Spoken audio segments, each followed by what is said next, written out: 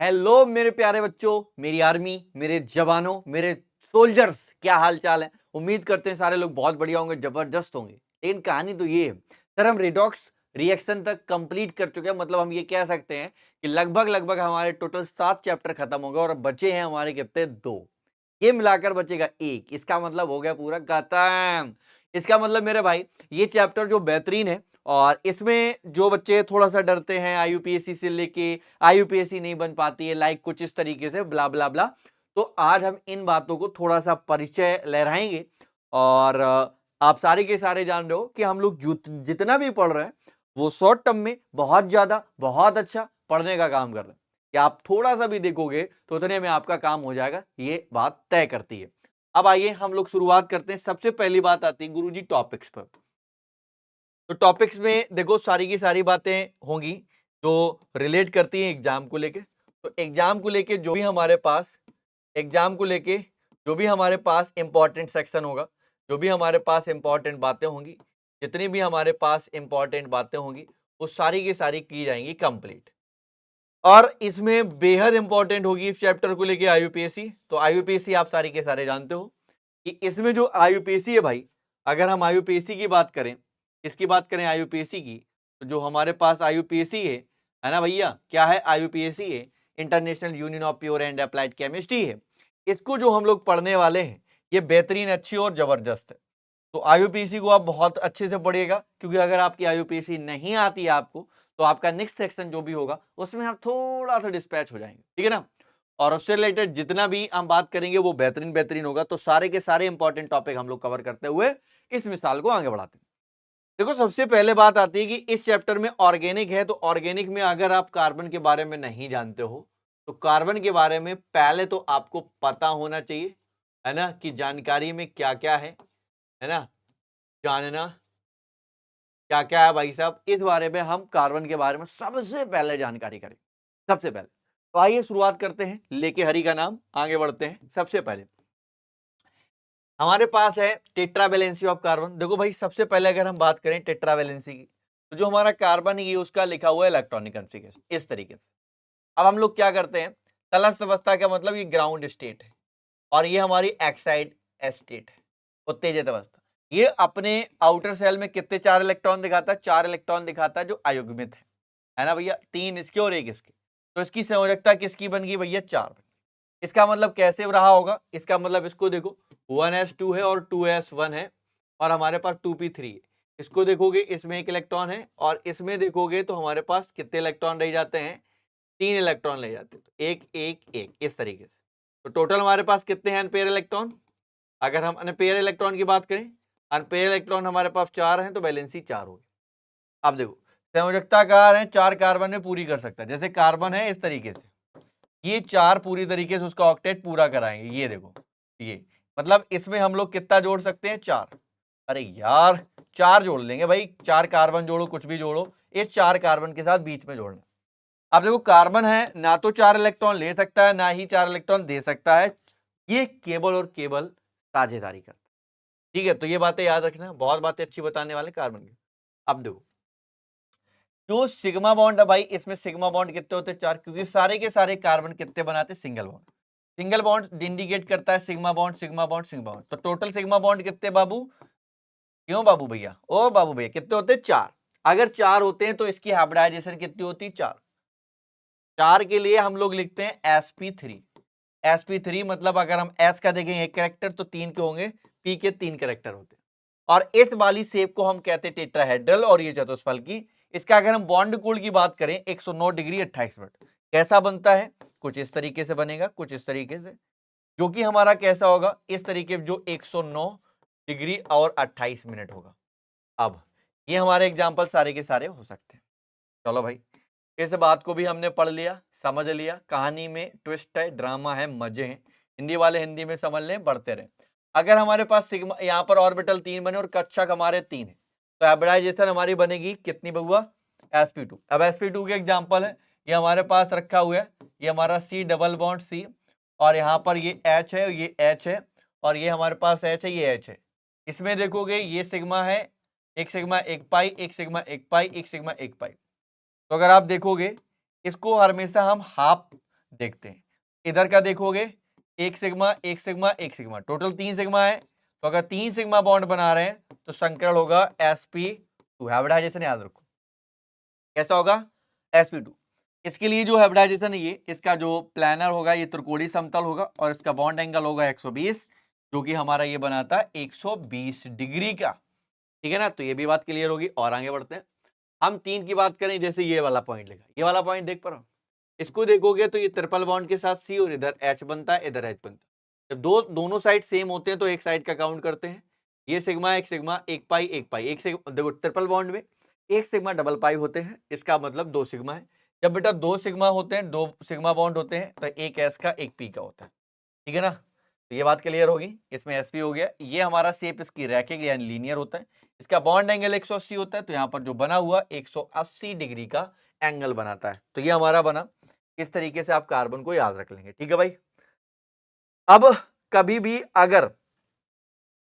भी अगर आपसे कैरेक्टर पूछ ले जाए, संकरण पूछ लिया, लक्षण पूछ लिए जाए, तो देखो कैसे पूछते हैं। अगर कोई भी पूछ दे, लक्षण पूछ रहे हैं, तो देखो सिंपल सी बात है, एस मतलब एस के जो ऑर्बिटल्स हैं, एस ऊपर रखो अपॉन में टोटल और इनटू 100 करा दो। अगर हमें पी का निकालना है तो पी रखा हो ऊपर, पी कितने हैं अपॉन में टोटल करो इनटू 100 कर दो। ठीक है ना, इस तरीके से लगा सकते हैं। क्लियर है ना, ध्यान से समझ गए होगे क्या नाम है, क्या चाह रहा है, जैसे ध्यान से समझ। अगर मैं बोलूं कि हमारे पास एसपी है, इस एसपी में एस का कैरेक्टर बताओ, तो एस का कैरेक्टर कितना है, एक। टोटल कितने हैं, दो। ऊपर कितना हो गया भैया, ऊपर कितना हो गया, 100 हो गया। इसका मतलब कितना कटने पाया, 50। इसका मतलब एस का 50% भाग है, तो पी का बचा कितना, 50। तो इस तरीके से हम कैरेक्टर निकाल सकते हैं। किस तरीके से निकालते हैं कैरेक्टर भी आपको पता हो गया। ठीक है भाई, इतनी बातें याद रखो। तो ये छोटी छोटी बातें हैं, आपको याद रखना है। अब हम पढ़ते हैं आगे। सर सबसे पहले आती है functional group. What is functional group? Functional group हमारा क्या होता है, इस बात को गौर फरमाइएगा। फंक्शनल ग्रुप को अगर हम ध्यान से समझें तो गुरुजी फंक्शनल ग्रुप क्या होता है। पर फंक्शनल ग्रुप की हम बात करें किसी कार्बनिक यौगिक में, एल्किल ग्रुप या aryl group. Sir alkyl group क्या होता है, ये जो आर होता है एल्किल ग्रुप है, ये हमारा क्या है, एल्किल ग्रुप। एल्किल ग्रुप होता है। अब एल्किल ग्रुप क्या हो सकता है, जैसे CH3 है और यहां पर बॉन्ड लगा हुआ C2H5 है, ये हमारा मिथाइल ग्रुप होगा। ये वाला हमारे पास इथाइल ग्रुप होगा। लाइक इस तरीके से सारे के सारे हमारे एल्किल ग्रुप। एरिल ग्रुप क्या हो सकते, गुरुजी एरिल की बात कर दी है, एरिल की। सर अगर हम एरिल की बात करें तो एरिल जो हमारा होता है इसको हम कहते हैं एरिल, इसको कहते हैं AR। और जैसे हम इसके साथ एक्स जोड़ दें तो ये हमारा एरिल हैलाइड हो जाता है, एरिल हैलाइड हो जाता है। क्या हो जाता है, एरिल हैलाइड हो जाता है। लेकिन एक बात समझो, अगर हम एरिल की बात कर रहे हैं तो ये सारे सारे एरोमेटिक की बात कर, एरोमेटिक की बात करते हैं। किसकी बात करते हैं, एरोमेटिक। अब जरा ध्यान से समझना, समूह के अतिरिक्त उपस्थित वह समूह जो कार्बन यौगिक के गुणों का निर्धारण करता है, कार्बन का निर्धारण कर देगा, क्रियात्मक समूह होगा। OH एक क्रियात्मक समूह है। इसमें अगर आप देखोगे ये क्या फंक्शनल ग्रुप है, तो ये हमारा FC होगा। अगर आप देख सकते हैं carbon compound has apart from the alkyl aryl group the group present which determine the properties of carbon compound is called the reaction compound. अब जो OH है in C2H5OH that is the totally indicate to functional group, ये हमारा functional group हो। अब बात ये आती है सर इन बातों में सारी की सारी क्या सार है। जैसे पहला पॉइंट अगर हम ध्यान से समझते हैं, इस पहले पॉइंट को थोड़ा सा ध्यान से समझो, तो हमारा ये वाले सारे के सारे हैलोजन है। ये वाला हैलोजन के साथ साथ ये हमारा एल्कोहल को इंडिकेट कराता है। ये हमारा थायोक्लोराइड है, थायो एल्कोहल है। ये जो O होगा हमारा ईथर होगा। ये हमारा CHO एल्डिहाइड ग्रुप है। ये हमारा CO कीटोन ग्रुप है। ये हमारा COOH कार्बोक्सिलिक है। NH2 हमारा एमीन है। CONH2 हमारा एमाइड है। CN हमारा साइनाइड है और NO2 हमारा नाइट्रो। एक बात बटा ध्यान रखना, कभी भी अगर आप IUPAC बनाते हो, कौन सा बनाते हो, IUPAC बनाते हो, IUPAC के बनाने के वक्त के पहले इन सभी बातों का ध्यान रखना बहुत जरूरी है। अगर आपको ये बातें नहीं है, कीटोन ग्रुप क्या है, COOH ग्रुप क्या है, SH ग्रुप क्या है, CONH2 ग्रुप क्या है, तो इन सभी बातों का अगर आपको ध्यान नहीं रखते हो, ये बातें भूल जाते हो, तो IUPAC भूल जाओ कि आपकी बनेगी। छोटी छोटी बातें आपको दिमाग में बैठा के रखनी पड़े, तो इसमें कोई बुराई नहीं है क्योंकि हमें करना पड़ेगा। आज आप पहली बात समझते हैं, इस बात को थोड़ा सा गौर फरमाइए कि किस तरीके से हम लोग काम करने वाले हैं। देखो भाई, अगर हम इन बातों को ध्यान से सुने और समझें तो हमारे पास है, ये एक बात है बेटा, एक बात ध्यान से समझिएगा, एक बात ध्यान से समझो, ये है क्रियात्मक समूह बेटा, ये हमारे क्रियात्मक समूह वाले कंपाउंड यौगिक है, compound having the functional group. जैसे हमारे पास ये है, ये है, ये है, ये है, ये सारे कुछ ना कुछ ग्रुप रख रहे हैं। फिर हमारे पास है बहुत ज्यादा क्रियात्मक समूह रखने वाले, जिसको हम मल्टी फंक्शन ग्रुप कहते हैं। जैसे हमारे पास ये है, दो हैं इसमें, इसमें देखो ये है और सी डबल एच दो है, इसमें ओ एच है फिर सी डबल एच है, बट हम इनका नाम कुछ और बोलते हैं। ये हमारा नाम जो लिखे हुए हैं जो जनरल नेम है, अगर मैं इनको आईयूपीएसी फॉर्मेट में लेके जाऊंगा तो नाम कुछ और बन रहे होंगे। तो उस टाइम पे हमें किन बातों का ध्यान रखना होगा, वो बातें हमें ध्यान देनी होगी। अब इसी में आ जाती है हमारी होमोलोग यानी कि होमोजीनस सीरीज, है ना, होमोजीनस सीरीज, सजाती होमोलोगस कहते हैं भैया, होमोलोगस सीरीज। देखो ये क्या कहता है, such a series organic compound in which the same functional group is present in all the members of the क्या है, members of the place the increased order the molecular weight and these are the difference of CH2। तो जो CH2 group का रखता, मतलब यहाँ पर कुछ लिखा, यहाँ पर कुछ लिखा, डिफरेंस किसका कर रहा है, CH2 ग्रुप का। तो वो क्या होता है भैया, वो सारे के सारे हमारे होमोलोगस होमोलोगस होमोलोगस सीरीज की कैटेगरी में जाएंगे। वो सारी की सारी हमारी क्या कहलाएंगी, सजाती श्रेणियां की कैटेगरी में चली जाती। अगर आप सजाती श्रेणियां समझ जाते हो तो हमारी सजाती श्रेणियां जो है ना, उनको आप आसानी से समझ सकते हो। अब उनके बहुत सारे लक्षण हो सकते हैं। जैसे पहला, प्रत्येक सजातीय श्रेणी का सामान्य सूत्र होता है, अगर आप कॉमन फार्मूला जानते हो। तो क्रमागत सदस्यों में उनका डिफरेंस होगा CH2 का, है ना, लगातार आ रहा है, उसमें डिफरेंसेस होना चाहिए CH2 ग्रुप का। तो क्रमागत सदस्यों का अणुभार 14 इकाइयों का अंतर होना चाहिए। There are difference 14 unit of their molecular weight to constituent members, उनमें जो 14 इकाइयां हैं यूनिट में डिफरेंसेस नजर आनी चाहिए। All can be made of the same method, यानी कि सभी समान विधियों द्वारा बनाया जाना चाहिए। ये लक्षण है बेटा, सिम्टम याद रखिएगा। सभी सदस्यों का क्रियात्मक समूह समान होना चाहिए, फंक्शनल ग्रुप समान होना चाहिए, जिसके कारण रासायनिक गुण भी समान होते हैं। यानी कि इनमें जो आप पढ़ पा रहे होंगे, because all member similar functional group, इसमें फंक्शनल ग्रुप हमारे समान होंगे। जब फंक्शनल ग्रुप हमारे समान होंगे तो उसमें जो केमिकल प्रॉपर्टीज है वो आल्सो सिमिलर होगी।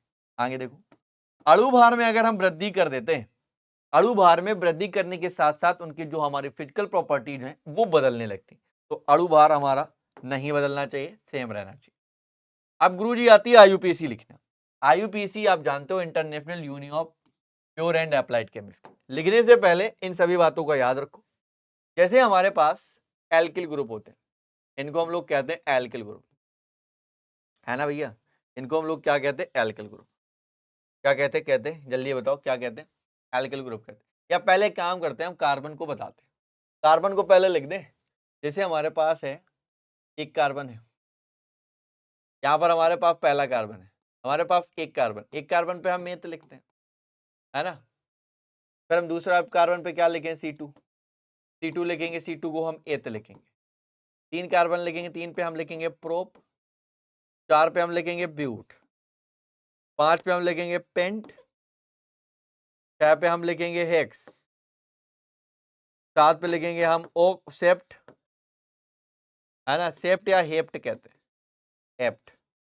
8 पे हम लिखेंगे ओक्ट, T9 को लिखेंगे हम नॉन, T10 को लिखेंगे हम डेक। क्या लिखेंगे, डेक। चलो अब और समझ रहे हैं। अब अगर हम और समझते हैं तो अगर हम एल्केन को समझे, एल्केन जो बना होता है वो एल्क से बना होता है। अब बात आती है सर एल्क क्या, एल्क यही है हमारे से। अगर एन देखें, जनरल फार्मूला है इसका CnH2n+ का 2 होता है। पहला अगर हम इसका एग्जांपल दे दें तो ये पहला फार्मूला हमारा बनता है जैसे CH4। अब आप मेथ लिखते हो तो मेथ एन लिख दोगे इस तरीके से, ठीक है ना। चलो अब अगर हम आपको समझाने की कोशिश करें एल्कीन की, एल्कीन जो होता है वो कार्बन, ये देखो कार्बन के बीच में रखेगा सिंगल बॉन्ड और ये कार्बन के बीच में रखेगा डबल बॉन्ड। इसका जनरल फार्मूला CnH2n होगा। जैसे एग्जांपल हम लिख सकते हैं C2H4, जिसको आप लोग कहेंगे एथीन, क्या बोलेंगे, एथीन। अब हमारे पास मिल जाता है एल्काइन।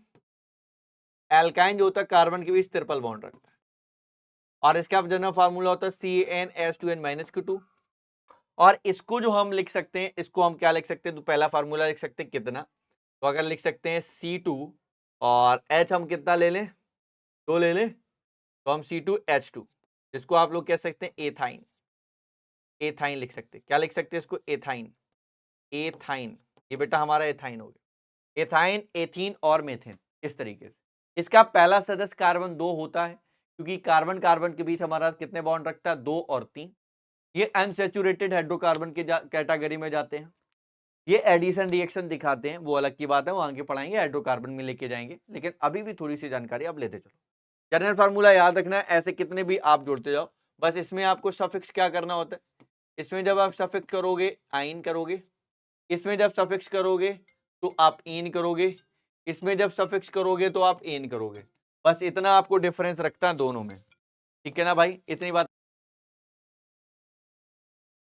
जब आप यहां तक की सारी बातें समझ जाते हैं तो अब आप आगे बढ़ेंगे। जब आप आगे बढ़ेंगे तो और सारी बातें आपको समझ में आएंगी, कितने भी नंबर ऑफ रूल्स हो सकते हैं, किस तरीके से काम करेंगे। जैसे पहला हमारा कार्बन हो सकता है, इसमें कार्बन की मैक्सिमम क्वांटिटी आप काउंट करोगे, यानी कि in which the number of C C atom is maximum, यानी कि सबसे पहले फर्स्ट आपको एक रूल देखना पड़ता है, select the first longest possible carbon chain. सबसे पहले कार्बन की सबसे लंबी शाखित श्रृंखला का चयन करवाओ, ठीक है ना। जैसे अगर आप काउंटिंग करोगे तो 1 2 3 4 5, 1 2 3 4, 1 2 3 4 5 6, 1 2 3 4 5, इस तरीके से आपने देखा, तो काउंटिंग आप ये वाली लेके आए हो, ये वाली, तो आपकी ये काउंटिंग सही होगी। तो सबसे पहले हम चैन को देखते हैं कितनी लंबी, फिर जिसमें कार्बन परमाणु बराबर हो और साइड चेन दी जाए तो आप लोग क्या करेंगे, तो हम साइड चेन में देखते हुए फिर भी हमें देखना होगा 1 2 3 4 5 6। दूसरा हमने क्या देखा, 1 2 3 4 5 6 7। तो अब साइड चेन को हम वेरी ना करते हुए, अगर साइड चेन दिया गया है तो अब आप लॉन्गेस्ट पॉसिबल सिंपल चेन को देखोगे, ये आपका जो बन जाएगा वो हमारा सब्स्टिट्यूट बन जाएगा। क्या बन जाएगा बेटा, सब्स्टिट्यूट बन जाएगा। सब्स्टिट्यूट यानी कि प्रतिस्थापी बन जाएगा, प्रतिस्थापी के नाम लिख देंगे। अब और आगे बढ़ोगे, अगर ऐसा हो जाता, कैसा हो जाता कि फर्स्ट यानी कि सेकेंड और थर्ड क्रियात्मक समूह श्रृंखला का हिस्सा बन रहे, तो आप ये देखोगे कि जहां पर आपका डबल बॉन्ड पास पड़ रहा है वही आपका सेम होगा। दूसरा, अगर ऐसा होता कि अगर क्रियात्मक समूह, अगर ऐसा होता कि आपने डबल बॉन्ड देख लिया है तो पहली कंडीशन, और अगर फंक्शनल ग्रुप मिल जाता साथ ही साथ में तो क्या होता, तो आप फंक्शनल ग्रुप की प्रायोरिटी रखते। तो यहां पर देखो 1 2 3 4 5 6, गलत। इधर से देखो 1 2 3 4 5 6 7 8 9, वाह। अब अगर आप ध्यान से देखोगे तो यहां पर देख पा रहे हो एक, यानी कि इधर वाली चेन आपकी सही होगी, यानी कि ये वाली आप लेके जाओगे सीधी की सीधी, ये हो जाएगी आपकी सही, है ना, सिंपल। तो ये वाला आप देख लो पहले, फिर और देख लो। अगर ऐसा होता जिधर साइड फंक्शनल ग्रुप पास होता, तो फंक्शनल ग्रुप देखेंगे जहां पर पास होगा वही आपका आंसर हो जाएगा। जैसे यहां पर हमने क्या बोला, 1 2 3 4, 1 2 3 है, सॉरी, इधर पे आपने काउंट किया एक को, 1 1 2 3 4, तो यहां पर देखो 4 बने और ये फंक्शनल ग्रुप पास पड़ गया कितने नंबर पे, 2 नंबर पे। तो आप इसको देख सकते हैं, ये एक सब्स्टिट्यूट का भी काम करेगा। और देखो एल्किल ग्रुप समान स्थिति पे हो, ए बी सी डी के अनुसार अगर आप जाएं, अल्फाबेटिकल ऑर्डर में जाएं, तो इधर पे देखोगे हमारा मेथिल ग्रुप है, ये हमारा एथिल ग्रुप है। इधर पे देखा ये 2 नंबर पे आया, इधर से भी देखा हमने 2 नंबर पे आया, तो आप काउंटिंग इधर से करोगे क्योंकि यहाँ पर एथाइल ग्रुप है, कुछ इस तरीके से, है ना। तो अल्फाबेटिकल को भी आपको देखना पड़ेगा भाई, अल्फाबेटिकल को भी आपको देखना पड़ेगा। और देखो ये वाला पॉइंट, अगर ऐसा होता, यदि 2 अधिक प्रतिस्थापी व क्रियात्मक समूह दिखते हैं जिसकी ओर उसकी स्थितियां को योग कम हो, तो कम वाले को अगर आप देखोगे तो वो सही होगा। जैसे यहां पर 1 2 और ये 3, तो 2 अगर आप देखो 2 और 5 और 6, 2 5 6, इसका योग कितना है 13। और अगर आप इधर से देखोगे 2 3 और 6, 2 3 6 को काउंट करो 11, तो ये वाली काउंटिंग सही होगी, नीचे वाली गलत। इस तरीके से भी देख पा रहे हो, जब भी आप योग कराओगे तो उसमें आपको देखना पड़ेगा कि उसमें जो एडिशन है वो कितना कम हो रहा है, ठीक है ना भाई, ये भी आपको वेरी करना होगा। तो इन सभी बातों का योग याद रखेंगे जिससे हम अपनी आईयूपीएसी बना सकते हैं। देखो भाई, इसका ये वाला पार्ट हमारा ये नेम है, ये नेम है, ये हमारे फंक्शनल ग्रुप है, ये हमारा प्रीफिक्स है, ये हमारा प्रीफिक्स है, ये हमारे पास सफिक्स लिखे हुए। अब वो क्या क्या नाम है देखो, जब भी हम बात करते हैं कार्बोक्सिलिक तो ये बेटा इसका क्रियात्मक समूह है, और ये इसका पूर्व लग्न है कार्बोक्सिलिक, ये है ओइक, ये सफिक्स लगाएंगे। ये हमारा है सल्फोनिक, ये हमारा एसेटर, ये हमारा एसिडिक हैलाइड, ये हमारा नाइट्राइल, ये हमारा एल्डिहाइड, ये हमारा कीटोन, ये हमारा एमिनो, ये हमारा डबल बॉन्ड है यानी कि और ये ट्रिपल बॉन्ड, इनके कोई भी पूर्व लग्न नहीं होते हैं, है ना। और इधर देखो, इसका अगर हम देखेंगे तो ये हमारा कार्बोक्सी सल्फो एल्कोक्सी कार्बोल carbonyl haloformyl cyano aldo oxoformyl, ये कुछ भी बोल सकते हैं तीनों में से, या कीटो ऑक्सो हाइड्रोक्सी, या हमारा ओइक एसिड सल्फोनिक एसिड ऑक्ट, है ना, आप कह सकते हैं ऑयल हैलाइड नाइट्राइल अल ऑन एल अल और एमीन और आइन, इन सभी को आप देख सकते हैं, है ना। डबल बॉन्ड को हम इन कह सकते हैं, है ना, ये इन कह सकते हैं, हाइड्रोक्सी को हम अल कह सकते हैं, ठीक है भाई, ओके, इतनी बातें आपको याद रखनी होगी, ठीक है ना। अब जैसे ये फंक्शनल ग्रुप हो सकते हैं, ये फंक्शनल ग्रुप में आपको देखना होगा, ये हमारे नेम है, ये हमारे क्या बेटा प्रीफिक्स हैं, ये हमारे प्रीफिक्स हैं, और ये हमारे सफिक्स हैं, ये हमारे सफिक्स। इसमें देखोगे इसको हम, इसके नाम कुछ नहीं होते किसी के भी, पर ये डायरेक्टली पूर्व लग में bromo chloro iodo nitro alkoxy, alkoxy बोलते हैं, एल्कॉक्सी एल्कॉक्स एल्कॉक्सी और एल्किन, बेटा इनका कोई भी सफिक्स नहीं होता। देखो, हम लोग बात करते हैं जो हमारा बेटा suffix on the main functional group the used all the others proceed by the prefix, यानी कि इसमें जो हम केवल प्रधान ग्रुप जो मेन ग्रुप होता है उस समूह का क्या लगाते हैं, अनुलग केवल लगाया जाता है, शेष सभी का पूर्वलंग लगाया जाता है। प्रधान ग्रुप जो आपका इस चैन में आपको हमने दिखाया जो फर्स्ट पे आते हैं उनको हम लगाएंगे, ठीक है ना। और जैसे आगे बढ़ते हैं,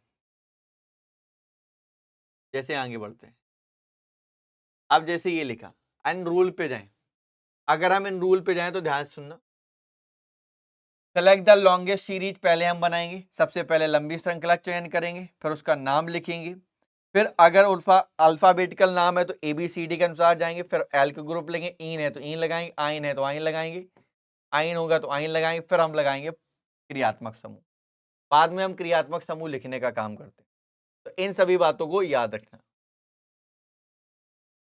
है ना, इन सभी बातों का याद रखना है। अब हम लोग लिखते हैं, कोई आईयूपीएसी लेते, जैसे जैसे कोई आईयूपीएसी लेते, जैसे मान लेते हैं फर्स्ट एग्जांपल ये लिखा ऐसे 1 2 3 4 5 6, 6 कार्बन है ना, सिंगल बॉन्ड के साथ लिखिए, सिंगल बॉन्ड है ना, तो 6 कार्बन पे क्या होता है, एक सिंगल बॉन्ड के एन, तो हेक्सेन हो गया, जैसे ऐसे लिख देते, ये लिख देते हैं। अब यहाँ पे चारों तरफ से बंद है, जब चेन हमारी क्लोज होती है तो उसके लिए एक वर्ड होता है साइक्लो, साइक्लो 1 2 3 4, 4 कार्बन पे क्या होता है ब्यूट, सिंगल बॉन्ड पे एन, तो इसको हम क्या लिखेंगे ब्यूटेन। और सुनो, जैसे हमारा ये हो जाता है ये, तो ये होता है 1 2 3, 3 कार्बन पे क्या होता है हमारा प्रोप, लेकिन हमारे इसके लिए क्या होता है cyclo, cyclo propane, propane cyclo propane हो जाता है। अब अगर हम और समझने का काम करते हैं, जैसे हमारा और होता है, जैसे ये हो जाता है हमारा, है ना, तो अब लोग इसका क्या नाम लिखते हैं, देखो 1 2 3 4 5, 5 आया यहाँ पर एक, ये देखो इसको हम एक कार्बन इधर हो गया, एक कार्बन इधर, एक कार्बन इधर, एक कार्बन इधर, तो ये हो गया हमारा C2H5, ये इधर C2H5, 1 2 3 4 5, तो इसको क्या लिखते हैं, इसको अपन क्या लिखते हैं, देखो 1 2 3, 3 कार्बन पे ही तो आए हैं, ये भी आया 3 कार्बन पे, ये भी आया, तो हम लिखते हैं 3,3, 2 बार आया है तो डाई, और इसको क्या लिखते हैं, ethyl, di ethyl. Total carbon कितने, 1 2 3 4 5, 5 कार्बन पे क्या होता है, पेंट, और सिंगल बॉन्ड पे एन। तो आप लिखते 3,3 डाई इथाइल पेंटेन। तो इस तरीके से ऐसे नाम लिख सकते हो। जैसे बहुत सारे एग्जांपल हमने लिए हैं, 2 4 10। इसको लिखा, देखो इसको हमने देखा यहाँ पर क्या आया, CH3 ग्रुप रहा होगा, तो हमने लिखा 3 मिथाइल ऑक्टेन, 3 मिथाइल ऑक्टेन, खत्म। इधर देखो 1 2 2 नंबर पे आया है, 2 नंबर पे आया ना, तो इसको लिखेंगे 2 ब्रोमो ब्यूटेन, 1 2 3 4, खत्म। इसको देखो यहाँ पर देखेंगे, इधर पे देखें 1 2 3 है ना, तो 2,2 दोबारा आया, यहाँ पर CH3 रहा होगा, यहाँ पर CH3, 2,3 डाई मिथाइल प्रोपेन, खत्म। इधर देखो ये हमने आपको बता ही दिया, इससे पीछे बताया। और एग्जांपल है क्या, है। इसको देखो साइक्लोप्रोपेन, साइक्लोब्यूटेन। अब देखो यहाँ पर समझना, डबल बॉन्ड आया तो पहले नंबर पे लो, 1 2 3 4 5, डबल बॉन्ड आया ना। सिंगल बॉन्ड से बरीता हम सबसे ज्यादा उसको प्रेफरेंस देते हैं जो डबल बॉन्ड है, तो उसको आप लिखते 1 2, तो सिंगल बॉन्ड पे आया ना, तो इसको पहले तो हम साइक्लो लगाते, साइक्लो, और पेंट लिखते हो और 1 ई लिख देते, या डायरेक्टली कह सकते हो। देखो इसको आप ऐसे भी लिख सकते हो, साइक्लो पेंट 1 इन, तो आप इसको लिख दो डायरेक्टली साइक्लोपेंटीन। इसको देख लो 1 2 3 4 5 6, तो आप समझ ही गए हो, पहले तो लिखोगे साइक्लो, साइक्लो 1, या साइक्लो एक्स, एक्स 1 इन, इस तरीके से लिख दो, या हेक्सीन लिख दो। तो ये बहुत सारे एग्जाम्पल हैं, कैसे भी एग्जाम्पल बना सकते हो, ढेरों एग्जाम्पल बनाए जा सकते हैं, उसका कोई भी दिक्कत नहीं है। ठीक है भाई। अब देखो भाई, हमारे पास आता है नया एक, जिसको हम कहते हैं इंपेरिकल फार्मूला। क्या कहते हैं बेटा, इंपेरिकल फार्मूला। अब अगर आप इंपेरिकल फार्मूले की बात करते हो भाई, किसकी बात करते हो, इंपेरिकल फार्मूले की। अगर हम इंपेरिकल फार्मूले की बात करते हैं, इसकी बात करते हैं इंपेरिकल फार्मूला, तो इंपेरिकल फार्मूला क्या होता है, जिसको हम सरल रूप में लिख सकें। जैसे हम लिख देते हैं C2H6, तो 2 से काटते क्या लिखते CH3। हम लिख देते C6H12O6, तो आप क्या लिखते, इसको आप सिंपलिस्ट करते, C कितना हो जाता बेटा, 1 कट जाता, H2 हो जाता, O हो जाता, इस तरीके से। तो जिसको हम सिंपलेस्ट फॉर्मेट में लिख सकते हैं, वो हमारा इंपेरिकल फार्मूला होता है। हमने आपको पिछली क्लासेस में यानी फर्स्ट लेक्चर में पढ़ाया था। इसी के तरीके हमारा ये क्या होता है, इसको हम कहते हैं अणु सूत्र। सर ये जो अणु सूत्र होता है, जैसे हमने बोला ये CH4 है, तो ये इसका एक्चुअल में मॉलिक्यूलर फार्मूला है भैया। इसको मॉलिक्यूलर फार्मूला जानेंगे, एमएफ वही बोलेंगे। हम बोलते हैं C6H12O6 है ना, ये इसका मॉलिक्यूलर फार्मूला ही है, ये कुछ नहीं है। मैं अगर बोल देता हमारे पास H2SO4 है, या जिसको हम काट सकते हैं उसको लिखते हैं, जैसे हम लगा C2H6 है, इसको अगर हम देखें, इसका ये मॉलिक्यूलर फार्मूला ही है, एमएफ ही होगा। तो एमएफ क्या होता है, मॉलिक्यूलर फार्मूला क्या होता है, जो एक्चुअल में उसका मॉलिक्यूल्स है, that is the molecular formula. उसकी जो वास्तविक संख्या है वही बताएगी। संरचना में आ जाओ बेटा, संरचना को इंडिकेट क्या करते हैं, जिसकी संरचना बनाई जा सकती है। जैसे इसकी संरचना बनाई जा रही है, उसमें कोई बुराई थोड़ी है। जैसे हम H2SO4 की बना दे, H2SO4 की बना लोगे ना, आप कहोगे सर S बीच में, इधर O इधर O इधर O इधर O, और इधर आप क्या लिखोगे, इधर O इधर O इधर H, इधर आप H बनाओगे डबल बॉन्ड के साथ O, सॉरी यहाँ पर आपका कोऑर्डिनेट बॉन्ड बनेगा, ठीक है ना, इधर O और इधर O, इस तरीके ये इसकी स्ट्रक्चर बन जाएगी। तो स्ट्रक्चर किसी भी फार्मूले को आप आसानी से बना सकते हो, कोई भी बुराई नहीं होती। तो ये हमारा स्ट्रक्चर हो गया, यानी कि जो सारा का सारा हमारा configuration of atom present in the molecule, जो उसके एटम के मॉलिक्यूल के प्रेजेंट होगा वही उसकी बन जाएगी संरचना। अब आ जाओ समावैप्तता। समावैप्तता देखो एक्चुअल में होता कुछ नहीं है, लेकिन अगर आप देखोगे तो molecular formula 2 or more compound are the same physical और केमिकल प्रॉपर्टी, इनकी केमिकल और फिजिकल प्रॉपर्टी सेम होती है। फिर क्या होता है इसमें, अगर ओरिएंटेशन देखोगे, different compound are called the isomer, is another this phenomenon is the isomerism, यानी कि दो या दो से अधिक यौगिकों के अणुसूत्र समान होते हैं, लेकिन इनके भौतिक और रासायनिक और संरचना और उनका अभिविन्यास आदि अलग अलग होते हैं। ऐसे यौगिक एक दूसरे के समावयवी कहलाते हैं तथा यह घटना समावैप्तता कहलाती है। तो जैसे अगर हम बात करें कि जैसे फॉर एग्जांपल हम समझाने की कोशिश करते हैं, जैसे मैं लिख दूं, जैसे हमारे पास एथिल अल्कोहल है, C2H5 है, C2H5OH है, ये हमारे पास एथिल अल्कोहल। फिर मैं लिख देता, मैं इसको इस तरीके से लिख देता CH3 और O और CH3। देखो यहाँ पर ये वाला पार्ट, ये वाला पार्ट, मॉलिक्यूलर फार्मूला सेम होगी। देखो 2 C है, H हमारे पास 5 और 1 6 है ना, एक O है, एक O है और एक C है, 3 हमारे पास इधर H है, 3 इधर, 6 है ना। अगर देखोगे इसका जो MF है ना, मोलिकुलर फार्मूला, वो सेम दिख रहा है, बट उसमें फंक्शनल ग्रुप अलग हो सकता है, उसकी स्ट्रक्चर अलग हो सकती है, इन सब में बदलाव आते रहते हैं। वो सारा का सारा हमारा क्या कहलाता है? आइसोमर। वो हमारा आइसोमेरिज्म होता है। क्लियर है ना भाई? आइसोमेरिज हमारी दो टाइप की होती है। एक हमारी होती है संरचनात्मक समव्यवस्था और एक होती है त्रिविम समव्यवस्था, यानी कि स्ट्रक्चर और स्टेरियो समव्यवस्था के नाम से जानते हैं। अब जैसे हम बात करते हैं संरचना। संरचना में आप सारे के सारे जानते हो, two or more compound have the same molecular formula and a different structure than the such of the structure is called the structural isomer. In this phenomenon is called the isomer. दो या दो से अधिक यौगिकों के अणुसूत्र समान होते हैं, उनकी संरचना अलग अलग होती है। ऐसे घटना ही हमारी संरचनात्मक समव्यवस्था कहलाती है। तो आप समझ सकते हो, हमारे पास नेक्स्ट होता है, इनकी देख सकते हो कितने पार्ट में बांटा गया। एक हमारा होता है चेन आइसोमेरिज्म, फंक्शनल, हमारे पास होता है टेट्रोमेरिज्म, श्रृंखला, क्रियात्मक, चलावयवता, पोजीशन, स्थान, और आपका मेटामेज, या आप कह सकते हो इसको हम कहते हैं मध्यावयवता। इन सभी को आप पढ़ेंगे, ठीक है भाई। अब देखो श्रृंखला को, श्रृंखला समव्यवस्था क्या कहती? इसमें देखो हमने क्या लिखा है? नॉर्मल ब्यूटेन, और इसमें हमने क्या लिखा है? इसको हम लोग क्या बोलते हैं? आइसो। इसको हम कहते हैं आइसो, आइसो ब्यूटेन लिखा। देखो यहां पर अगर हम ध्यान से देखें, इसमें मॉलिक्यूलर फार्मूला, इसमें मॉलिक्यूलर फार्मूला, दोनों के अलग है। दोनों के जब अलग होते हैं मॉलिक्यूलर फार्मूला, लेकिन उनकी अगर आप ध्यान से देख लें तो उसका जो कार्बन परमाणु है वो अलग अलग श्रृंखलाओं के साथ डिवाइडेड है, तो इसको हम कहते हैं चैन। इसको हम लोग क्या कहते हैं भैया? चैन कहते हैं। चैन ही गड़बड़ है भाई। नेक्स्ट आता है हमारे पास स्थान समव्यवस्था। अब स्थान समव्यवस्था क्या होता है ना? अब स्थान समव्यवस्था यही होता है, स्थान को हम पोजीशन आइसोमेरिज्म कहते हैं। क्रियात्मक समूह के समान होते हैं, जब दो या दो से अणु के अधिक यानी क्रियात्मक समूह समान होते हैं, क्रियात्मक समूह का स्थान अलग अलग होता है, स्थान समावयवी कहलाते हैं। सेम कह सकते हो, जैसे हमने C2H5OH था, और यहाँ पर हमने क्या लिखा? इसको हमने लिखा CH।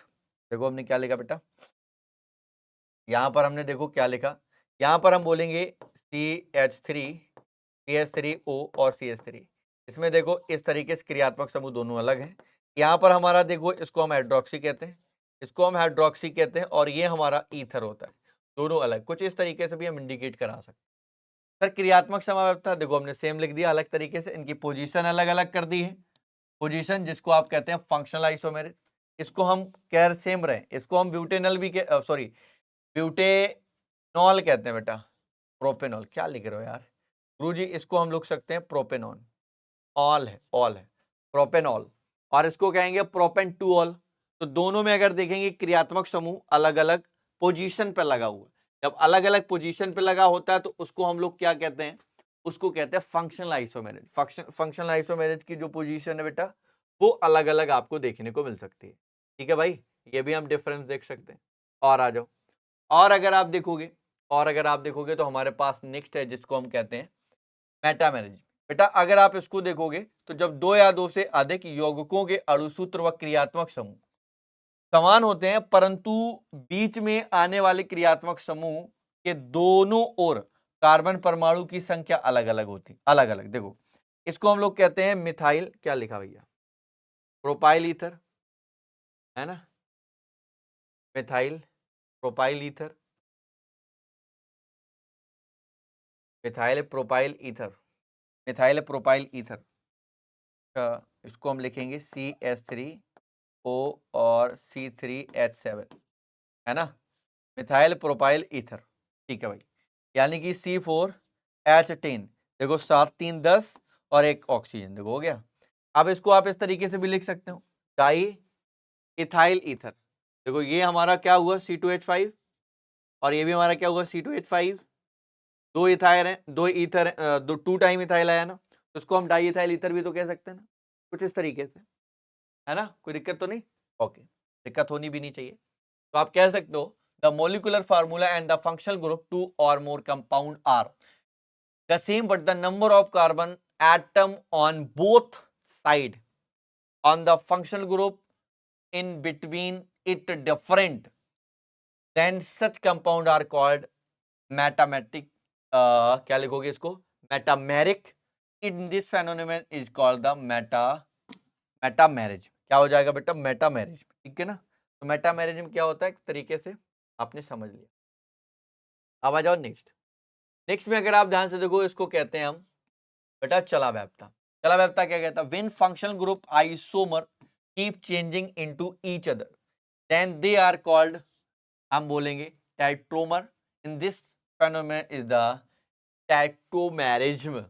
यानी कि जब दो क्रियात्मक समावयवी एक दूसरे के बदलते रहते हैं तो इसमें क्या होता है, इनमें चलावैवी कहते हैं। यह घटना हमारी चलावैप्ता कहलाती। देखो इधर समझो, ये हमारा कीटोन ग्रुप था, कीटोन फॉर्म था। अगर आप ध्यान समझो, कीटोन ही था, यानी कि CH3 था। अब ध्यान सुनो, ऐसे समझो, ये वाला डबल बॉन्ड इधर पे इन्होंने शिफ्ट करा दिया, और डबल बॉन्ड शिफ्ट कराने के बाद यहां से एक H निकाल दिया।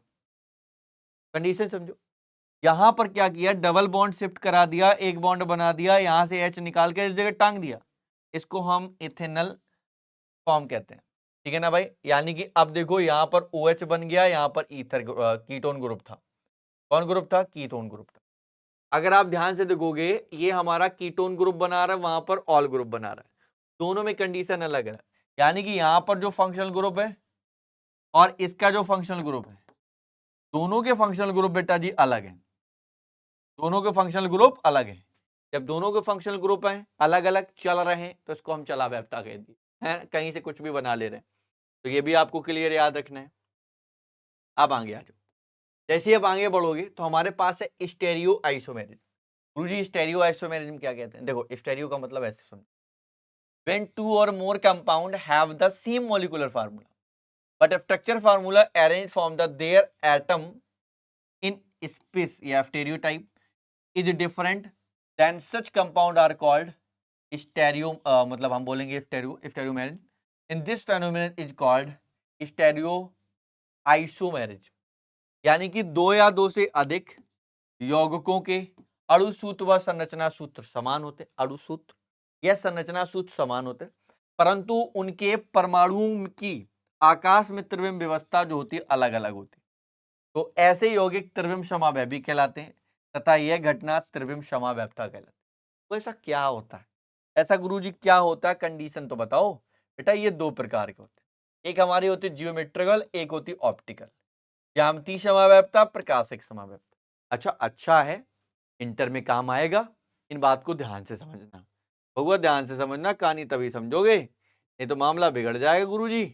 अब देखो यहां पर, अब अगर हम बात पढ़ें जियोमेट्रिकल आइसोमेरिज्म की, तो जियोमेट्रिकल क्या होता है, यहां पर अगर हम when the molecule formula and structure formula two more then compound are same but जो हमारी स्पेशल या spatial or interspace arrange from the atom around the double bond different them the such compound are called the हमारा sigma geometrical isomerism. This phenomenon is called the geometrical isomerism.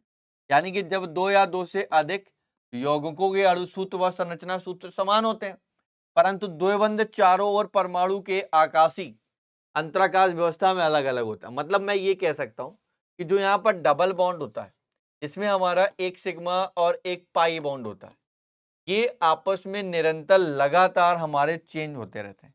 क्या होते रहते हैं, change होते रहते हैं, है ना। तो समावैवी, वो एक समावैवी बन जाता है, जो समावैवी होता है वो सिग्मा वैवी होता है ना बेटा। इस घटना को हम ज्यामिति कहते हैं, मतलब उसका जो शेप होता है ना बेटा, ज्योमेट्री होता है बेटा। जो हमारा जियोमेट्री होता है, जियोमेट्री होता है ना, वही हमारा क्या होता रहता है बेटा, चेंज होता है। वो कारण है सिग्मा बॉन्ड, सिग्मा की वजह से। कैसे, ऐसे समझो, इस बात को समझो। जैसे ये कंडीशन होती है सिस और ट्रांस की। सिस और ट्रांस क्या कहता है, सेम ग्रुप सेम साइड, ऐसे समझ लो। जो हमारा सेम ग्रुप है, same group same side, same group same side.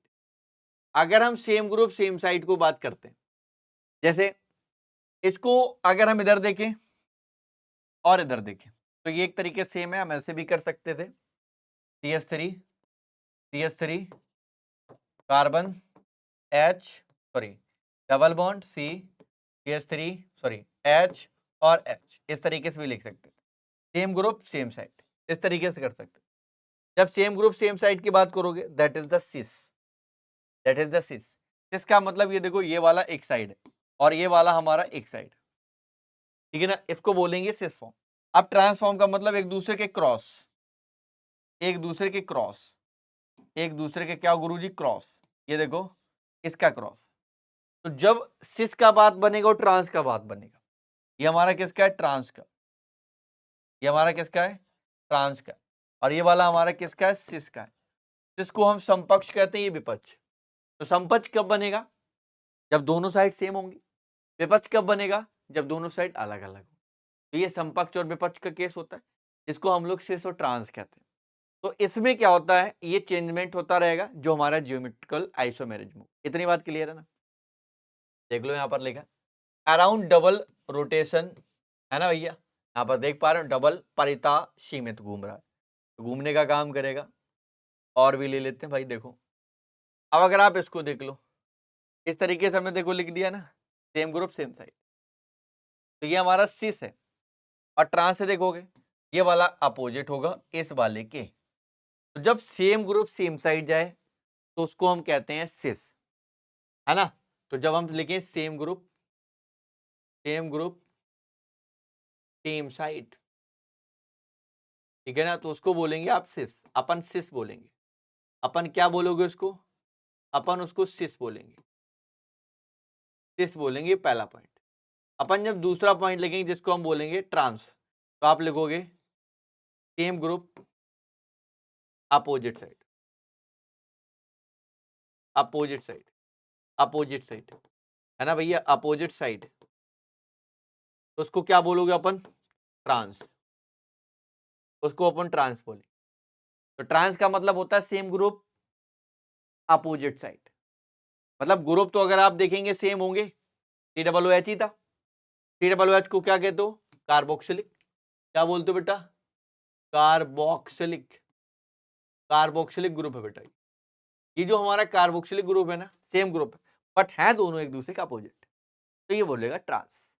तो ट्रांस का मतलब अपोजिट चल, और सेम ग्रुप सेम साइड का सिस चल। इतनी बात क्लियर है बाबा।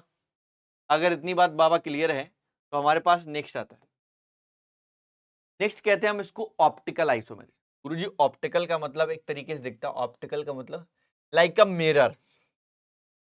अगर सोचो मिरर बना देते, यहां पर मैं लिखता ऐसे करके एन, मैं अपन लिखता हूं, अपन एन बनाते हैं, अपन एन बनाते हैं, ये हमारे पास क्या है, एन है, ये अपने पास एन है। क्लियर है ना बाबा। अब देखो अपन फिर एन बनाते हैं,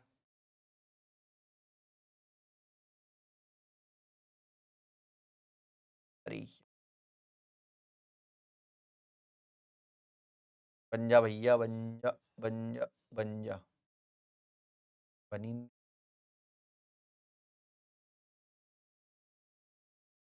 भाई बनेगा नहीं, हमें लग रहा है।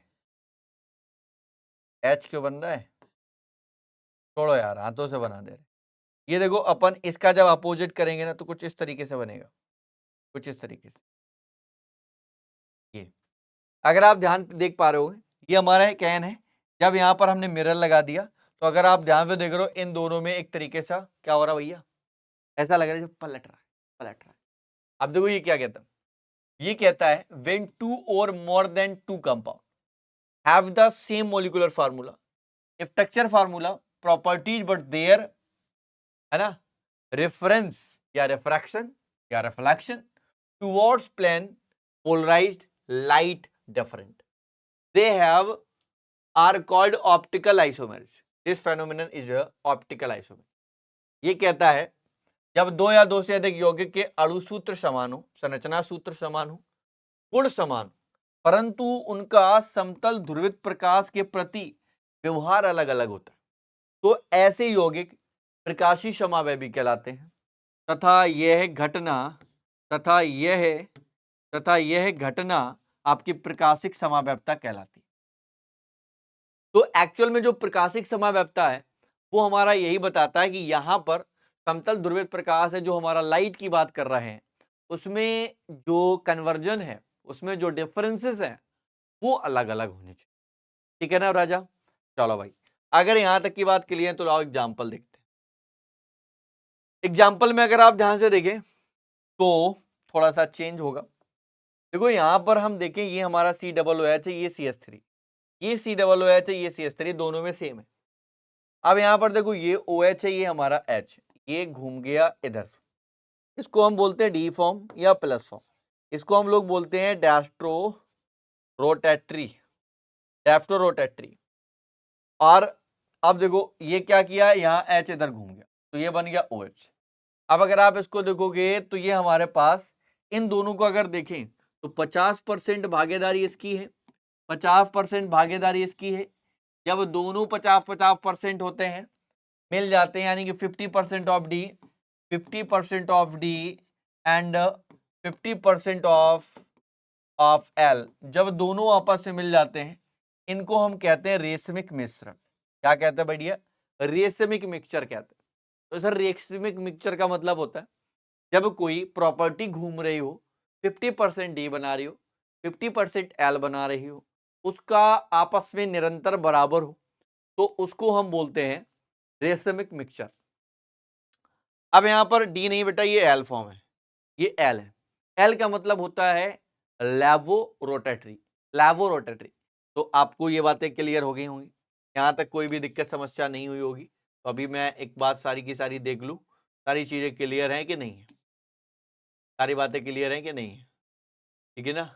आईयूपीएसी पढ़ ली, मेन मेन बातें पढ़ ली, और ये जो हमने आइसोमेरेज में वो पढ़ा ली, होमोलोगस सीरीज होगी, कार्बन के बारे में जान लिया।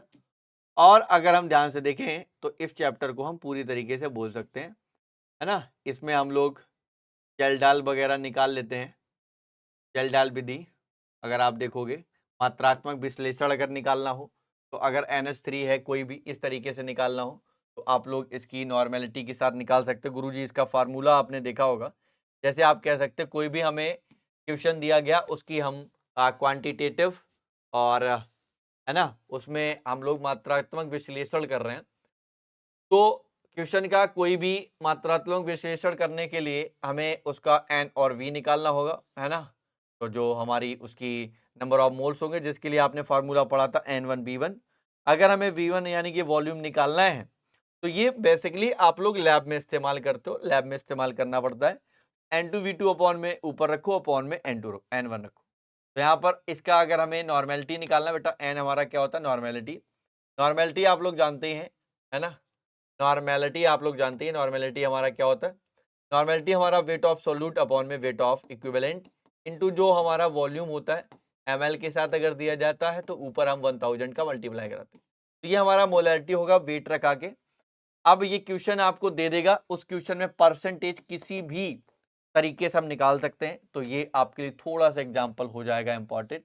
तो जो हमारी गिल्डाल प्रोसेस है उसके हिसाब से हम किसी भी ऑर्गेनिक कंपाउंड की परसेंटेज मात्रा निकाल सकते हैं, है ना भैया? किसी भी तरीके से परसेंटेज मात्रा निकाल सकते हैं। फॉर एग्जांपल हमारे पास लैब में प्रोसेस करने के बाद कोई भी ऑर्गेनिक कंपाउंड था, उसके हमने पता नहीं था क्या था, उसमें हमने कंसंट्रेट H2SO4 निकाला, डाला, तो हमारे पास बन के आया कि जो हमारे पास ये है जिसको हम कहते हैं K2SO4, और इसके साथ हमने इसको मिलाया इसको, तो हमारा बना अमोनियम सल्फेट। अमोनियम सल्फेट को हमने सोडा के साथ कराया तो हमारे बन के पास आया अमोनिया, जो बाकी था वो निकल गया। तो इस तरीके से हमारा जो NH3 मिला उसका पूछ रहा था बेटा परसेंटेज, तो आप परसेंटेज निकाल सकते हो, है ना भैया? तो उसमें हमारा नॉर्मेलिटी और वॉल्यूम था, जिस तरीके से हमने निकाला फार्मूला हम इसका इस्तेमाल कर ही लेंगे। आप जानते हैं जो N1 V1 बराबर होता है N2 और V2, ये फार्मूला काफी अच्छा है कि जिसको हम लैब में इस फार्मूले का बहुत अच्छा एनालिसिस करते हैं। तो आप सारे बच्चों को इसको ध्यान में रखते हुए ध्यान देना है, ठीक है भाई? कोई भी दिक्कत समस्या वाली बात नहीं। तो आई होप सो सारी की सारी बातें क्लियर है, हम और प्रैक्टिस करेंगे आईयूपीएससी पे, सारी की सारी बातें क्लियर हैं। तो चलिए भाई देख लेते हैं और कुछ बचा क्या? नहीं। तो इस चैप्टर में HW आप लोग क्या लिख सकते हैं? जैसे सबसे पहले हमारे पास आईयूपीएससी बहुत अच्छे तरीके से आनी चाहिए, आईयूपीएससी आनी चाहिए। फिर हमारे पास इसमें जितनी भी आइसोमेरिन पढ़ाई, है ना, आइसो मैरिज में पढ़ाई, ये सारी की सारी आनी चाहिए, क्योंकि ये दोनों चीजें इस चैप्टर का हम कह सकते हैं आधारभूत हैं। अगर ये चीजें आपको अच्छी अभी नहीं हुई तो जो हमारी नेक्स्ट क्लासेस होंगी वहां पर आप प्रॉपर तरीके से इनकम्प्लीट हो जाएंगे। ठीक है भाई, चलिए बढ़ते हैं आगे, मुलाकात करेंगे ऐसे ही नेक्स्ट चैप्टर के साथ। तो तब तक के लिए सारे के सारे बच्चे अच्छे तरीके से पढ़ते रहें, अपने आप को सुंदर बनाएं, अच्छा बनाएं और जबरदस्त बनाएं, अपने आप को रगड़ाई के साथ रगड़ते रहें, मेहनत करते रहें। मुलाकात करेंगे ऐसे ही नेक्स्ट चैप्टर के साथ जब घड़ी इशारा करेगी सैटरडे का, है ना, दिन होगा हमारा सैटरडे, और सॉरी, यस, सैटरडे। तब हम आपके सामने प्रस्तुत करेंगे एक चैप्टर को जिसका नाम होगा नया, जो लास्ट चैप्टर होगा उसको भी हम बहुत कम समय में पढ़ेंगे। तो यहाँ पर दो चीजें हमने बहुत अच्छे तरीके से समझी, जो आईयूपीएसी और हमारा क्या था, जिसको हम लोग कहते हैं भाई साहब आइसोमेरिक। इनको आपको पढ़ना होगा कि नेक्स्ट क्लासेस में, हमारा क्लास 12 में भी उस चीजें देखने को मिलती है। तो सारे के सारे अच्छे ही होंगे। चलिए, ऑल द बेस्ट, जय हिंद।